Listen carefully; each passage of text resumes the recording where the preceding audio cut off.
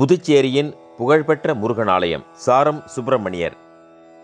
சித்தர்களின் பூமியாக திகழ்வது இன்றைய புதுச்சேரி மாநிலமாகும். புராண காலத்தில் வேதபுரி என்று போற்றப்பட்ட இவ்வூர் இன்று புதுச்சேரியாக மாற்றம் பெற்றுள்ளது. இந்த புதுச்சேரியும் அதனை சுற்றியுள்ள பகுதிகளும் கிபி 1ஆம் நூற்றாண்டில் வணிக நகரமாக விளங்கியது. இதற்கு இன்றைய அரிக்கமேடு பகுதியே சான்றாக அமைந்துள்ளது. பல்லவர்கள், சோழர்கள், விஜயநகர மன்னர்கள் என பல்வேறு மன்னர்களாலும் ஆட்சி செய்யப்பட்ட இந்த பகுதி பிரெஞ்சு, பிரிட்டிஷார் மற்றும் டச்சுக்காரர்களால் ஆளப்பட்டது. முடிவில் புதுச்சேரி 1962ஆம் ஆண்டு இந்தியாவின் ஒரு பகுதியாக முறைப்படி இணைந்தது. இந்த புதுச்சேரி மாநிலத்தின் தலைநகரமாக விளங்கும் புதுச்சேரி நகரில் புகழ்பெற்ற ஆலயமாக விளங்குவது சாரம் ஸ்ரீ சுப்பிரமணியர் திருக்கோயிலாகும். புதுச்சேரி மாநிலத்தில் சூரசம்ஹார விழாவிற்கு ஒரு பிரசித்தி பெற்ற ஆலயமாக இது விளங்குகின்றது. அதுபோல புகழ்பெற்ற மணக்குள விநாயகரின் பெருமைகளுக்கு இணையாக விளங்குவதும் இக்கோயிலாகும். மகப்பேரும் மணப்பேரும் தரும் ஒப்பற்ற ஆலயமாக சாரம் சுப்பிரமணியர் திகழ்கின்றார். அது மட்டுமன்றி புதுச்சேரி மாசிமக திருவிழாவில் பங்கேற்கும் மயிலம் முருகப்பெருமானை வரவேற்று விருந்தோம்பல் செய்யும் முருகன் ஆலயம் இது என்பதும் கூடுதல் பெருமையாகும். இச்சிறப்புமிகு ஆலயத்தை தரிசிப்போம் வாருங்கள். பழங்காலத்தில் இருந்தே புதுவை மாநகரின் முக்கிய பகுதியாக திகழ்வது சாரம். இப்பகுதியில் நிறைந்து வாழ்ந்து வரும் துளுவ வேளாளர் சமூகத்தவர் வழிபடும் காவல் தெய்வமாக விளங்கியது நாகமுத்து மாரியம்மன். இக்கோயில் சிறப்புக்கு பழங்காலத்து பூங்குளமும் பூந்தோட்டமும் சான்றாக விளங்குகின்றன. இக்கோயிலை வைத்தே மாரியம்மன் கோயில் வீதி உருவானது. கிபி 1880இல் கோயிலின் எதிரில் சற்று தொலைவில் அரச மரம் ஒன்றும் அதனடியில் விநாயகரும் இருக்க அவரையும் இப்பகுதி வாழ் மக்கள் வழிபட்டு வந்தனர். அவரை முத்து விநாயகர் என்று அழைத்தனர்.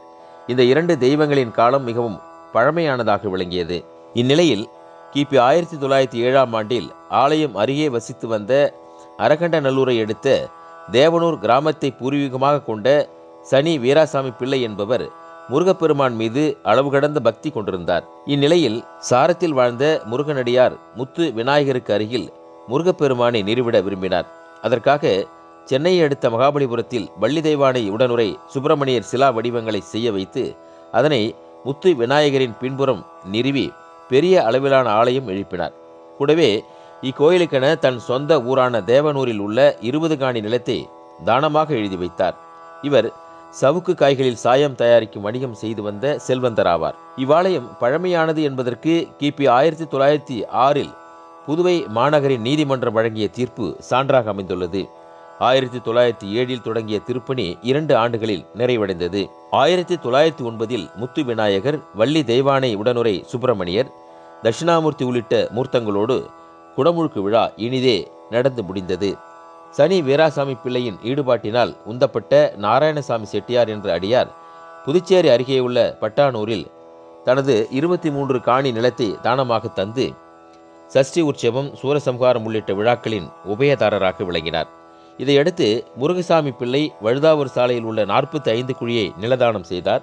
குயவர்பாளையம் கந்தசாமி பிள்ளை, சோமு பிள்ளை, வட்டிக்கடை கோவிந்தசாமி பிள்ளை, ராமநாதன் பிள்ளை உள்ளிட்ட பலரும் நிலதானம், பொருள் தானங்களை வழங்கினர். 1987இல் 16 அடி உயர ஆலய சுற்றுச்சுவர் எழுப்பப்பட்டது. 2001இல் வைத்தீஸ்வரன், தையல் நாயகி, தட்சிணாமூர்த்தி, சண்டிகேஸ்வரர், ஐயப்பன் சந்நிதிகள் அமைக்கப்பட்டு குடமுழுக்கு விழா சிறப்பாக நடந்தேறியது. ஆலய குழு தலைவராக விளங்கிய தி. சுப்பிரமணிய பிள்ளை காலத்தில் ஆலயம் நன்கு வளர்ச்சியும் புகழும் அடைந்தது. இனி ஆலய அமைப்பை காணலாம். இவ்வாலயத்தின் பெயரால் வழங்கப்படும் சுப்பிரமணியர் கோயில் வீதியில் கிழக்கு முகமாக விசாலமான நிலப்பரப்பில் 3 நிலை ராஜகோபுரத்தை கொண்டு அமைந்துள்ளது ஆலயம். ராஜகோபுரத்தின் உள்ளே நுழைந்ததும் எழிலான முத்து விநாயகர் நம்மை வரவேற்று அருள் காட்சி தருகின்றார். அவர் எதிரே மூஞ்சூறு வணங்கிய கோலத்தில் உள்ளது. கருவறை விமானத்தில் கிழக்கில் லக்ஷ்மி சரஸ்வதியுடன் முத்து விநாயகர், தெற்கில் தட்சிணாமூர்த்தி, மேற்கில் ஸ்ரீதேவி பூதேவி சமேத மகாவிஷ்ணு, வடக்கில் பிரம்மா ஆகியோர் சுதை சிற்பங்களாக அமைந்துள்ளன. கருவறை கோட்டத்தில் துர்க்கை அமைந்துள்ளது. முத்து விநாயகர் சன்னதியின் இடது பின்புறம் சுப்பிரமணியர் சன்னதி அமைந்துள்ளது. சிறிய கொடிமரம், பலிபீடம், மயில் இவற்றை கடந்ததும் வள்ளி தெய்வானை உடனுரை சுப்பிரமணியர் எளிய வடிவில் புது பொலிவுடன் அருள் காட்சி வழங்குகின்றார். 4 கரங்களில் மேலிரு கரங்களில் சூளம் வஜ்ராயுதம் தாங்கி கீழிரு கரங்கள் அபய வரத முத்திரைகளோடு அமைந்துள்ளன. பின்புறம் வடக்கு நோக்கிய அசுர மயில் எழிலாக அமைந்துள்ளது. இவரின் உருவ அமைப்பு வயலூர் மற்றும் கந்தக்கோட்டம் முருகன் வடிவங்களை நினைவுபடுத்துகின்றன. சுப்பிரமணியர் கருவறை விமானத்தில் முன்புறம் தன் துணைகளுடன் காட்சி, வடக்கில் சுவாமிமலை உபதேச காட்சி, மேற்கில் பழனி தண்டாயுதபாணி காட்சி, தெற்கில் அன்னையிடம் சக்தி வேல் வாங்கும் காட்சி ஆகியவை சுதை சிற்பங்களாக அமைந்துள்ளன. மூர்த்தி சிறிதானாலும் கீர்த்தி பெரிது என்பதற்கு சாரம் முருகன் சிறந்த எடுத்துக்காட்டு என்பதை பக்தர்கள் உறுதியுடன் நம்புகின்றனர். முத்து விநாயகரும் சுப்பிரமணியரும் பிரதான சந்நிதிகளில் விளங்க, வைத்தீஸ்வரன், தையல் நாயகி, தட்சிணாமூர்த்தி, ஐயப்பன், நாகர் சந்நிதிகள் நேர்த்தியாக அமைந்துள்ளன. ஐயப்பன் சன்னதி அருகே உற்சவமூர்த்தி மண்டபம் அமைந்துள்ளது. முருகன் சன்னதியின் பின்புறம் தலமரமான வன்னிமரம் செழித்தும் பசுமையாகவும் வளர்ந்திருக்க, அதன் அடியில் தனி சனி பகவான் நின்ற கோலத்தில் மேற்கு முகமாய் காட்சி தருகின்றார். இவ்வாலயத்தில் பழமையான ஐம்பொன் சிலைகளான விநாயகர், வள்ளி தேவானை சமேத சுப்பிரமணியர், நாகமுத்து மாரியம்மன் ஆகியோர் சிலைகள் அமைந்துள்ளன. கூடவே அண்மையில் உருவான நடராஜர், சிவகாமி, மாணிக்க வாசகர் வடிவங்களும் இடம்பெற்றுள்ளன. இவ்வாண்டு நடைபெற்ற சூரசம்ஹார விழாவில் புதுச்சேரி துணைநிலை ஆளுநர் கலந்து கொண்டு வழிபாடு செய்தார். சூரசம்ஹாரம் முடிந்த 13ஆம் நாள் உற்சவ மூர்த்திக்கு சிக்கல் சிங்காரவேலருக்கு முகத்தில் வேர்ப்பது போல இக்கோயில் உற்சவருக்கும் வேர்ப்பது அதிசய நிகழ்வாகும். இவ்வாலய தனிச்சிறப்புகள் மற்றும் விழாக்கள் குறித்து விளக்குகிறார் ஆலய சிவாச்சாரியார். வன்னிமரத்தடியில் தனி சனி பகவான் அமையப்பட்டது ஒரு சிறப்பு. அதே மயிலம் ஆசி முகத்துக்கு முருகப்பெருமான் எழுந்தருள்வது தனி சிறப்பு. நமது சூரசம்ஹாரம் திருச்செந்தூரில் நடைபெறுவது போல முருகப்பெருமான் ஒரே நாளில் சூரசம்ஹாரம் இங்கே தான் நடைபெறும். திருச்செந்தூரில் நடைபெறும். மற்ற இடத்தெல்லாம் 3 நாளைக்கு பண்ணுவாங்க. இங்கே ஒரே நாள் திருச்செந்தூரில் பண்ணுற மாதிரி தான் நம்ம கோயிலில் வழக்கம். அந்த காலத்துலேருந்து பண்ணிட்டு இருக்கோம். அது தனி சிறப்பு வாய்ந்தது.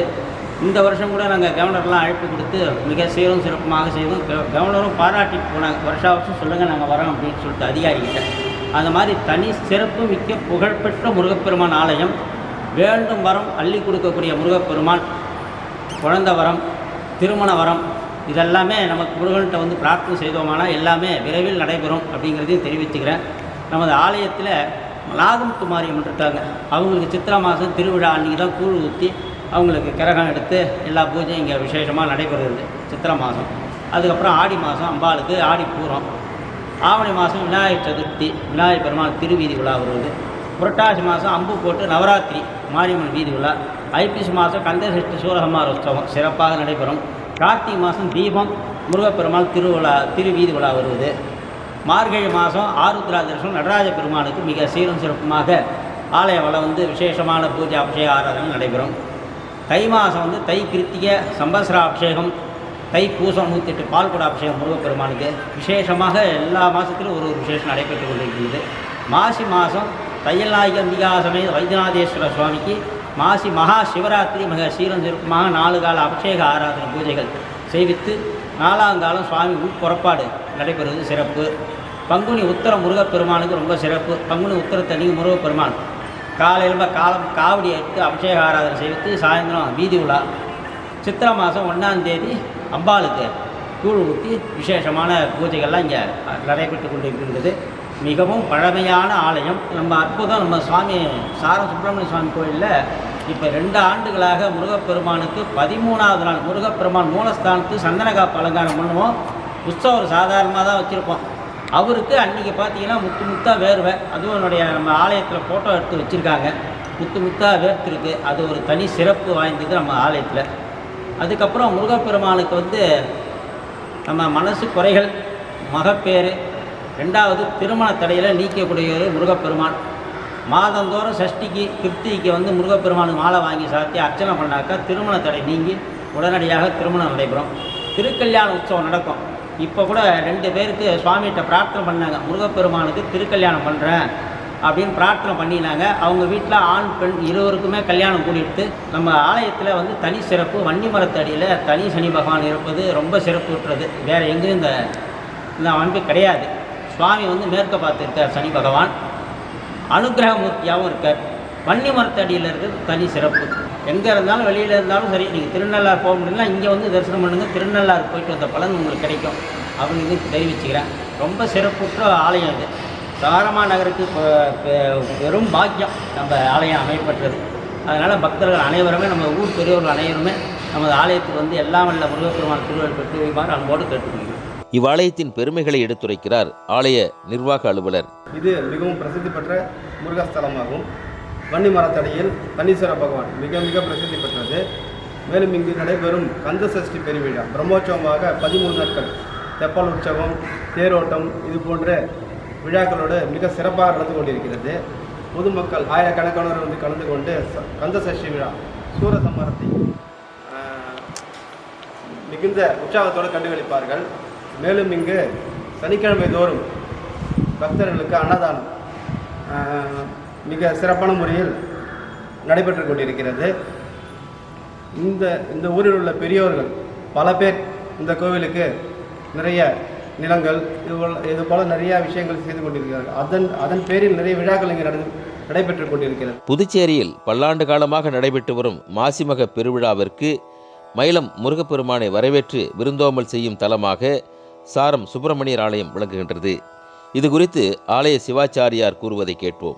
நமது ஆலயத்தில் தனி சிறப்பு மாசி மகம் மயிலம் முருகப்பெருமான் நமது ஆலயத்துக்கு எழுந்தருளி மாசி மக கடல் தீர்த்தவாரிக்கு சென்று திரும்பும் மயிலம் போகும்போது நமது சாரமாநகர் ஆலயத்துக்கு வந்து அபிஷேக ஆராதனை மண்டபப்படி செய்வித்து முருகப்பெருமான் மயிலம் செல்வது 115 ஆண்டுகளாக நடைபெற்று கொண்டிருக்கிறது.